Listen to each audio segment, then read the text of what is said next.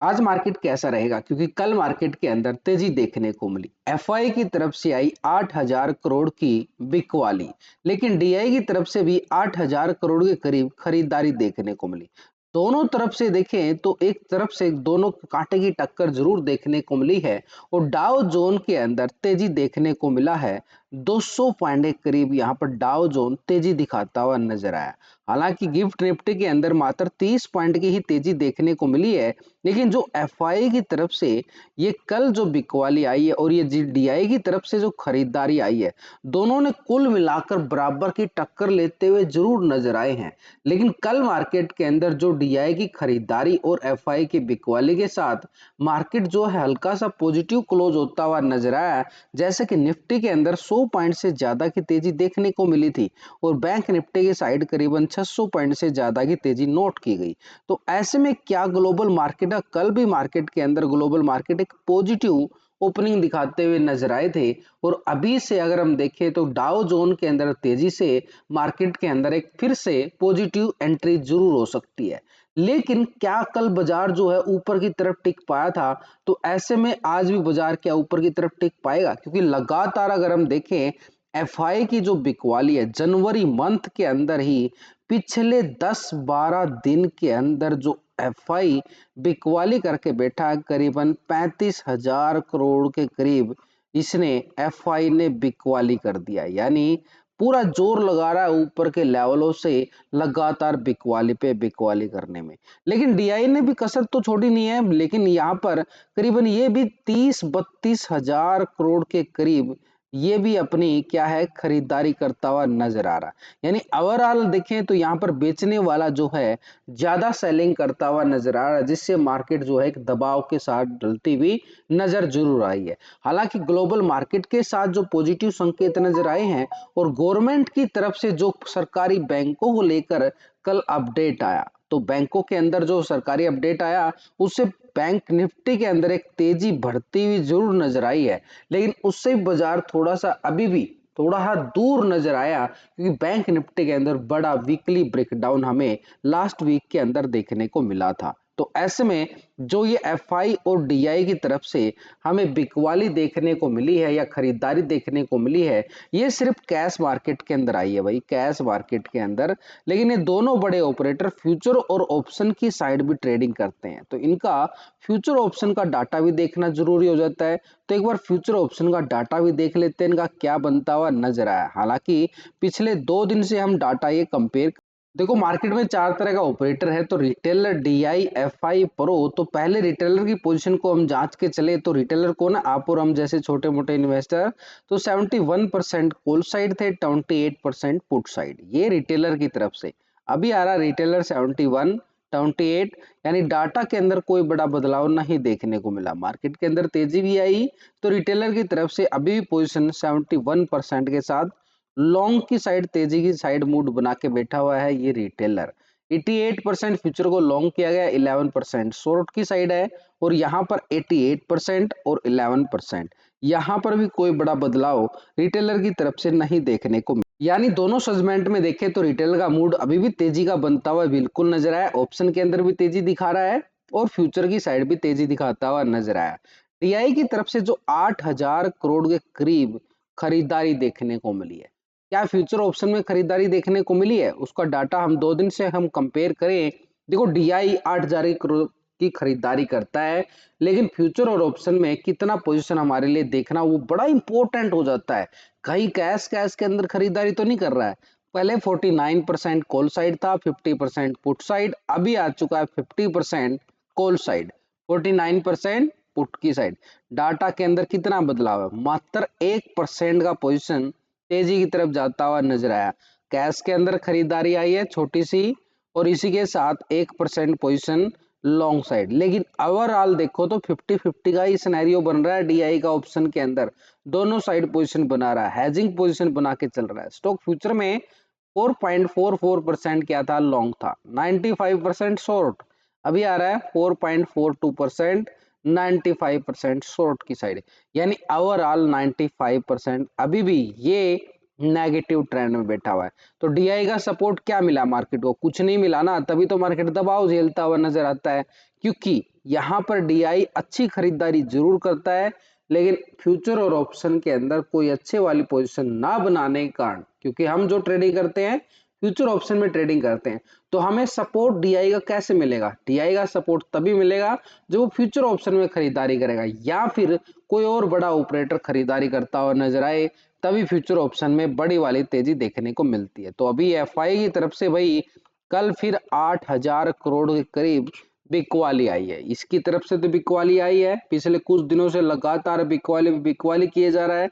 तो ऐसे में अभी 15% पहले कॉल साइड था, 84% पुट साइड, अभी 16% आ गया है, 83% पुट साइड अभी बैठा हुआ। देखो ये यहाँ पर तो बिकवाली करता ही करता है, यहाँ पर 83% पुट की साइड है। 1% हालांकि कल की मार्केट के अंदर थोड़ा सा तेजी की तरफ जरूर गया, लेकिन अभी ओवरऑल पोजीशन इसकी 83% कहाँ पे है? पुट की साइड बैठा हुआ है, यानी दबाव डालेगा, ऊपर के लेवल से दबाव डालेगा। ये स्टॉक फ्यूचर में पहले 60% था, 39% आ गया, अभी 61% आ रहा है फ्यूचर को लॉन्ग की साइड, 38% शॉर्ट की साइड पोजीशन, यानी 1% यहाँ पर ये देखो फ्यूचर में तेजी बना रहा है। यहाँ पर तो बिकवाली कर रहा है, लेकिन यहाँ पर फ्यूचर में तेजी का मूड बना के बैठा हुआ है, यानी नीचे के लेवलों से बाई ऑन डिप्स का भी इशारा करता हुआ एफआई हमें नजर आ रहा है। क्योंकि सबसे ज्यादा पैसे कहाँ लगते हैं?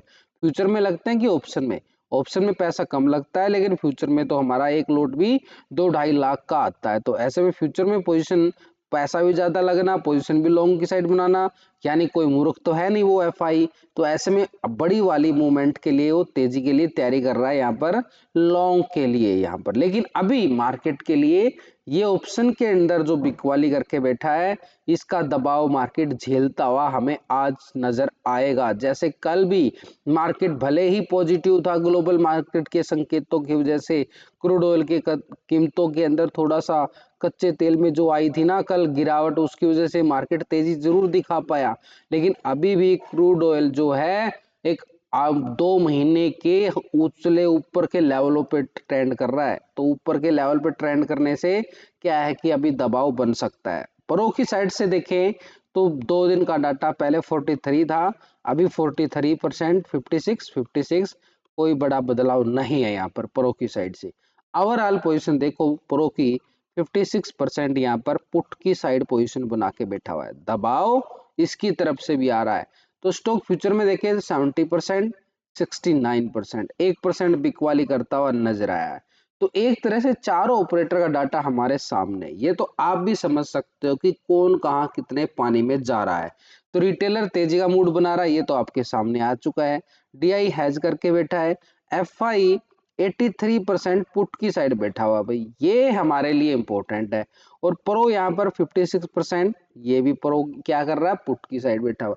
तो दो ऑपरेटर बिकवाली का दबाव डाल रहे हैं, एक तेजी का मूड बना रहा है, एक साइडवे का ट्रेंड का मूड बना रहा है। तो हालांकि दो ऑपरेटर बिकवाली के मूड में हैं, तो क्या आएगा मार्केट के अंदर कि मार्केट थोड़ी सी ये तेजी की तरफ ले जाने की कोशिश करेगा, लेकिन ये ऊपर के लेवल से बिकवाली करते हुए नजर आएंगे। तो ऐसे मार्केट के लिए क्या रहेगा कि यूपर के लेवल पर मार्केट जैसे ही जाता है तो एक बिकवाली का सामना बाजार के अंदर देखने को मिले। ग्लोबल मार्केट की तरफ भी इशारा समझे तो यहाँ पर यूरोपियन बाजार की साइड फिट्सी यूके 22 पॉइंट की गिरावट है, फ्लैट बोलोगे इसको। डेक्स जर्मनी 138 पॉइंट की तेजी है, ½ % से ज्यादा की तेजी, ये अच्छा है। सीएसई फ्रांस 15 पॉइंट की तेजी, ये भी फ्लैट। यानी यूरोपियन मार्केट देखे तो कोई अच्छे वाले संकेत तो नहीं है, लेकिन बुरे भी नहीं है। यूएस टेक 100 यानी नैस्डैक की साइड 100 पॉइंट की गिरावट देखने को मिली है। आईटी सेक्टर के अंदर प्रॉफिट बुकिंग हावी रहेगी, ½ % के करीब ये गिरावट। निकी जापान एशिया मार्केट कल 700 पॉइंट की गिरावट दिखाई गई। निकी जापान एशिया मार्केट के अंदर अभी क्या आ रहा है? फ्लैट ही कामकाज करता हुआ नजर आ रहा है, यानी दबाव है यहाँ पर, तभी तो इतना ये देखो बिल्कुल कितना गेम पलट रहा है इधर से उधर। यूएस 30 नैस्डैक 200 पॉइंट की तेजी है, बिल्कुल ½ % से ज्यादा की तेजी, ये पॉजिटिव संकेत हमारे लिए बनता हुआ बिल्कुल नजर आ रहा है। तो ग्लोबल मार्केट से ओवरऑल देखें तो मिले जुले संकेत हैं, कोई अच्छे वाले भी नहीं, कोई बुरे वाले भी नहीं है। तो ऐसे में जो एफआई लगातार ये बिकवाली पे बिकवाली हम देख पा रहे हैं, बड़ी से बड़ी वाली बिकवाली यहाँ पे डालता हुआ नजर आ रहा है, कोई कसर नहीं छोड़ रहा है। तो यानी मार्केट में पूरी तरह से एफआई का दबदबा मार्केट में रहने वाला है। तो ऐसे कौन से लेवल हैं जो मार्केट में ऊपर के लेवल से हमें बिकवाली का सामना मार्केट के अंदर फिर से देखने को मिलेगा। देखो कल भी मार्केट ने कोशिश किया, उससे पहले एक बड़े वाला ये रिजेक्शन बड़ा ब्रेकडाउन मार्केट ने दिखाया था। उसके बाद कल कोशिश किया गया है, ये कैंडल को आप देखो, ये पूरा कोशिश किया गया टेक्निकल तौर से देखें, लेकिन ऊपर जो है सेलर हावी हो जाता है। ये सेलर हावी हो गया है ऊपर से बार बार। ये कौन है? ये एफआई तो है लगातार जो ऊपर के लेवल पे बिकवाली करके चला जाता है, लेकिन कसर तो कोई छोड़ नहीं रहा ऊपर के लेवल से। तो ऐसे में हमारे लिए 23,270 कल के हाई लेवल तक इसको ब्रेकआउट करता है तो मार्केट के पास छोटा सा स्कैल्पिंग 23,340 का लेवल बनेगा लॉन्ग के लिए। लेकिन नीचे के लिए हमारे पास वही बॉटम जोन 23,000 का लेवल एक सपोर्ट करता हुआ नजर आएगा। और 23,000 का लेवल मार्केट ब्रेकडाउन करता है तो 22,800 तक के लेवल मार्केट नीचे की तरफ दिखाता हुआ नजर आए, फिर गिरावट और बढ़ सकती है। यानी मार्केट के लिए भी क्या ट्रेंड बना हुआ है? 270 और 23,000 के बीच में ट्रेड करता हुआ नजर आएगा। तो यहाँ पे बीच में ट्रेड करने का कोई फायदा नहीं होता। नीचे के लेवल से खरीदारी सपोर्ट मिलेगा, रिवर्सल ट्रेंड मिलेगा, और ऊपर के लेवल से रिजेक्शन ब्रेकडाउन मिले तो बिकवाली का बाजार करता हुआ हमें नजर आए आज के सेशन। ऑप्शन चैन डाटा के अकॉर्डिंग में देखें तो 23,000 के लेवल पर 1,47,000 का बड़ा जबरदस्त पुट राइटर बैठा हुआ है। लेकिन ऊपर 23,200 के लेवल पर देखें तो 95,000 का कॉल राइटर भी मार्केट के ऊपर हावी है। यानी ऊपर के लेवल पर 300 के लेवल पर 82,000, 400 के लेवल पर 1,11,000, बड़ी मैसिव कॉल राइटिंग बैठना जो बाजार को इशारे करती है कि दबाव आ सकता है। तो ऐसे में ऊपर के लेवल पे जो रेजिस्टेंस एरिया, बात ये बोल रहा हूँ कि मैं गिरावट नहीं बोल रहा, गिरावट आएगी 23,000 का लेवल टूटने के बाद अच्छे वाली, लेकिन ऊपर के लेवल पर बाजार का टिक पाना थोड़ा सा मार्केट के लिए बिल्कुल चिंता का विषय देखने को मिल रहा है।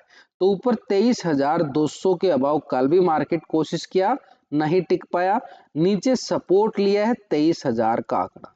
तो मार्केट के पास क्या बन जाती है? एक रेंज बन जाती है कि मार्केट इसी रेंज बाउंड दायरे के अंदर ही ट्रेड करता हुआ नजर आए। ओवरऑल देखें तो पीसीआर रेशो भी हमारे पास नेगेटिव ट्रेंड में है।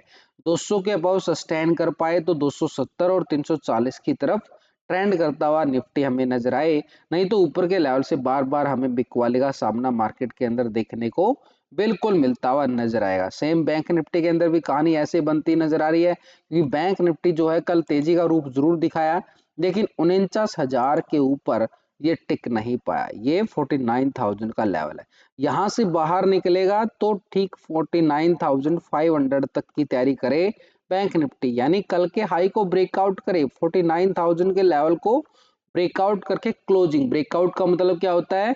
एक रेजिस्टेंस है, उसके ऊपर जाकर कैंडल क्लोजिंग दे, तब जाके हम पॉजिटिव मानते हैं। तब तक के लिए ये नहीं है कि उसके ऊपर गया और वापसी आ गया उसी कैंडल के अकॉर्डिंग, वो एक ट्रैप होता है। तो ऐसे में मार्केट के लिए ये जैसे इस जोन को ब्रेकआउट करे तो इस लेवल तक की तैयारी करेगा, नहीं तो बार बार बिकवाली का सामना करना पड़ेगा।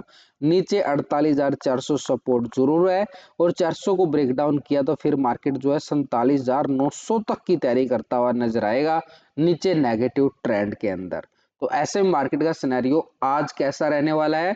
तो आज भी मार्केट का जो सिनेरियो है देखो, ऊपर के लेवल से सेल ऑन राइज है, मार्केट थोड़ी सी रिकवरी दिखाए तो एक बिकवाली का सामना मार्केट को करना पड़ सकता है। तो अभी मार्केट प्री ओपनिंग की बात करें तो प्री ओपनिंग मार्केट हल्का सा पॉजिटिव के ओपनिंग के साथ साइडवे ट्रेंड के साथ ओपन होता हुआ अभी हमें नजर